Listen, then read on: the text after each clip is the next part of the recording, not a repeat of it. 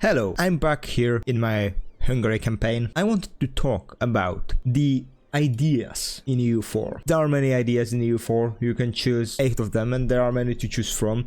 You know, there are great ones like offensive ideas, you cannot go wrong with them. Influence, quality, you cannot go wrong with them. Innovative, which is the best one. However, I don't like playing with meta, you know, I really don't like meta in gaming. Meta in gaming is destroying gaming to me. It's just, I don't like it, I really don't like it. And you know what I found? That sometimes the meta play is not the way I want to play. It's not the best way to play. It's not the meta play style for me. For example, here in Hungary playthrough of mine, I went with mercenary ideas as my first idea. You know, I thought that I'm gonna role play a bit as Hungary, Black Army and all this stuff, so I went with mercenary ideas. And I think it is one of the most underrated ideas in EU4. Just look what it gives you. Mercenary cost, minus 20%.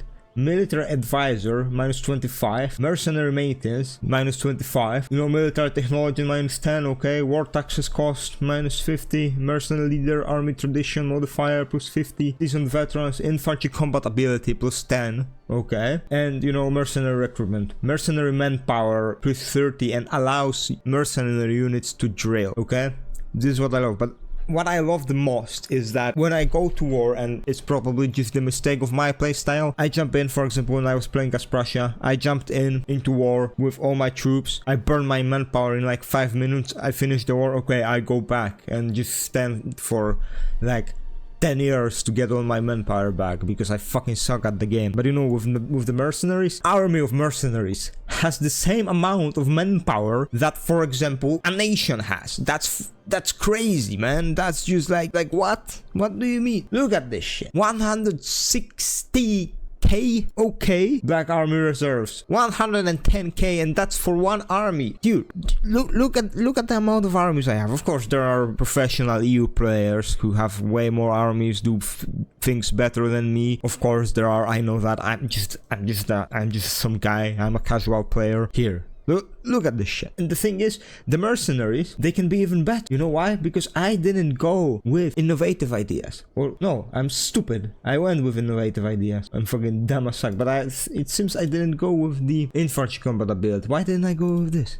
So I will take this now from innovative ideas and have 35. 45 for goddamn cavalry and 10 for, well, it could be much better. But you know, it's good. It's fine. So basically, with mercenary ideas, you don't care about manpower at all.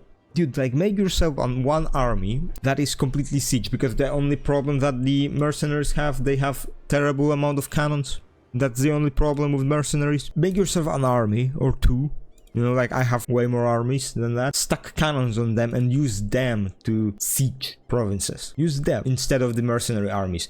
And mercenary armies, even with mercenary armies, you just stack them in one place, you combine all the cannons they have, and you don't care about the manpower. It's not your manpower, they get manpower by themselves. So that like, to me, mercenary ideas is the most underrated, and I think I'm gonna use way more of it. Like, I find it to be great. You know, mercenary ideas, it's just great in my opinion. Also, influence is also very good.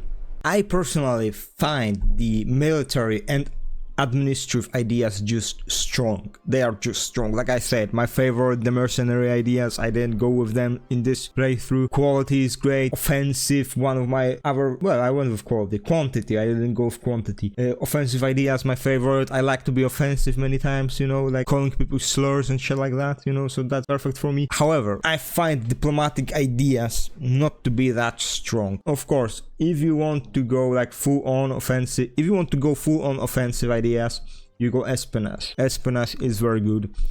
The same goes with the influence. If you want to go for vassals, that's also very good. But those are the only ones that I really like. Those are the only ones. Exploration, like, I don't really play as Castile and Portugal or Venice or France or Great Britain. I don't play as them. I'm more, you know, here like Bohemia, Commonwealth, Sweden, Hungary, although it doesn't exist here. And Ottomans are pretty fucking weak. So yeah, I play more this area, you know, HRE, I play there. So I don't find exploration that good. I don't use it as much. Trade, I don't think it gives you as much as it should, I think. Also, I suck at trade, basically. Diplomatic is fine. So espionage, diplomatic is fine. Trade, exploration, maritime ideas. I had to go with it in my Prussia campaign because I wanted to get the Marines and get the achievement for Prussia. Court ideas, I never went with them, so I will not say anything about these ideas. However, when I think about it now, maritime ideas combined with mercenary ideas, and you just make armies, you just have 3 pools of manpower basically, because you have your sailors, your manpower, and the mercenary manpower, so you basically do not die. I will have to make my next campaign like this. Yeah, I think that's what I'm gonna do with my next campaign. I just find administrative ideas and military ideas to be way stronger, like mercenary, one of my favorites, offensive, another favorite.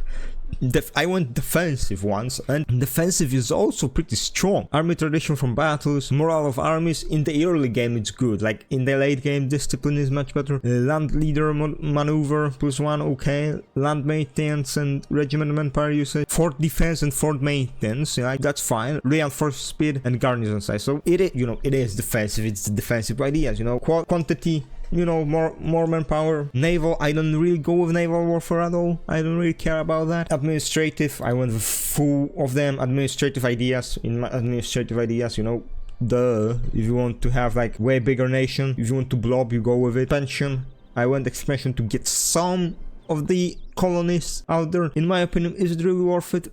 Combined with exploration, yes, like alone like this, not really worth it. Religious ideas, if you want to go religious playthrough, so you have to take it. Innovative, the goal. Like military ideas, like I said. Offensive, quality, the goal. Quantity is also good. Mercenary, my favorite. So yeah, I just really find diplomatic ideas. If you don't want to go with the playthrough of, basically the overlord, you don't want alliances, you just want vassals, if you don't go for this playthrough, diplomatic is not that good, but hey, that's just my opinion about all of this. Give me your opinion. What's your favorite ideas? Because there are so many ideas in this game. And I'm so many years late to the party of EU4. Basically, EU5 is around the corner. But that's how it is basically with me. Let me know what are your favorite ideas.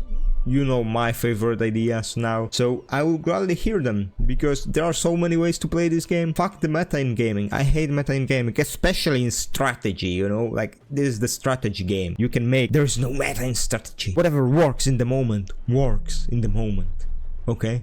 This is how this shit works. So, yep, that's all I wanted to say. Have a good day and goodbye.